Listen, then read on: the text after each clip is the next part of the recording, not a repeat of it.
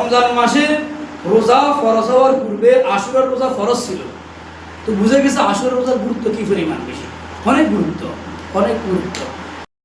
প্রথম থেকে কি পাইলাম? আশুরার রোজা রাখা 1 বছরের জিন্দিগির, অতীতের জিন্দিগির 1 বছরের গুনাহ আল্লাহ তাআলা মাফ করে দিবে। তারপরে কি আলোচনা বুঝতে পারলাম? আমরা আমাদের তৌফিক অনুযায়ী হালাল খানা আশুরার দিন আমাদের পরিবারের জন্য ভালো খানার আয়োজন করব। আল্লাহ তাআলা আমাদের জন্য 1 বছরের রিজিকের মধ্যে বরকত দান করে দিবে। সুবহানাল্লাহ। এই কথাটা আমরা পাইলাম। এবং হুসাইন রাদিয়াল্লাহু তাআলা আনহু নবীজির নাতি, ওনার পরিবার পরিজন যারা শহীদ হয়ে গেছে আশুরার দিন কারবালার ময়দানে, তাদের জন্য আমরা দোয়া করব আল্লাহ পাক যেন তাদেরকে জান্নাতের উঁচু মাকাম, উঁচু মর্যাদা দান করে। এই আরেকটা আমল পাইলাম। আরেকটা আমল কি পাইলাম? ইয়াজিদ বাহিনী, জালেম বাহিনী, তাদেরকে তাদের বিচার আল্লাহর কাছে দিলাম, আল্লাহ পাক তাদেরকে উপযুক্ত শাস্তি দেয়। এই একটা আমরা আমল পাইলাম। কারবালার ময়দান থেকে আমাদের শিক্ষণীয় কি?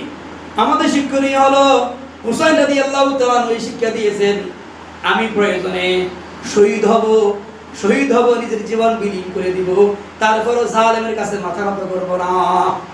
আমি প্রয়োজনে আল্লাহ পাকের রাস্তায় শহীদ হব, নিজের জীবন বিলীন করে দিব, তারপরও জালেমের কাছে কি মাথা নত করব না।